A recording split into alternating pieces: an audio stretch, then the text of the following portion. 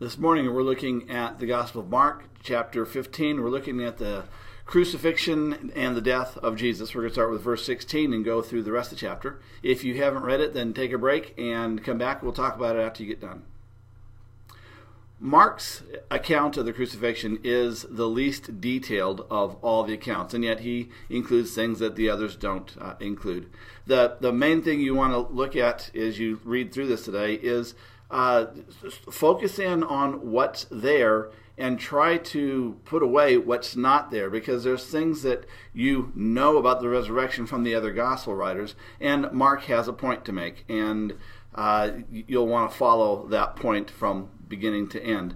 If you will, the point that Mark is trying to make in all this is that Jesus gets recognized at the last minute by a number of people as the Son of God.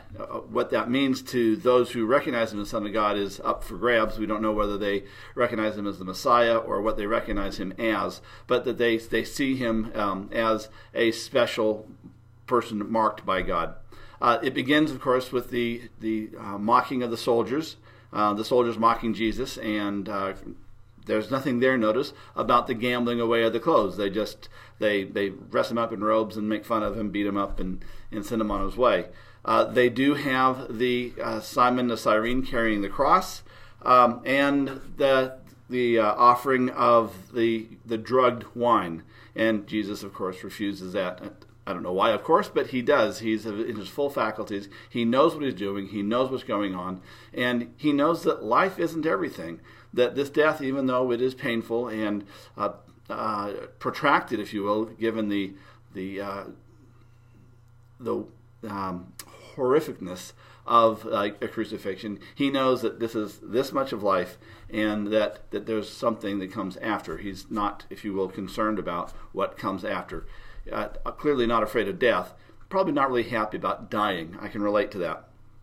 The piece to sort of look at is that when Jesus gets ready to die, as he gets ready to breathe his last, he is still of a mind that is focused on faith, and he cries out, my God, why have you forsaken me?" which is from the Psalms. And at that moment, he takes wine. It's not drugged wine. It's just it's essentially a sour wine that is good for, probably not good for much, but good for cooking, but also good for quenching thirst, or at least allowing you to continue to function within reason. And then Jesus dies. The temple curtain, I'm sure you've heard sermon after sermon, being torn top from bottom is an indication that, if you will, that God has left the building, that is torn by God, the curtains that separate the Holy of Holies from the temple, and that God is gone and never to return into a temple made of hands. So there you have it.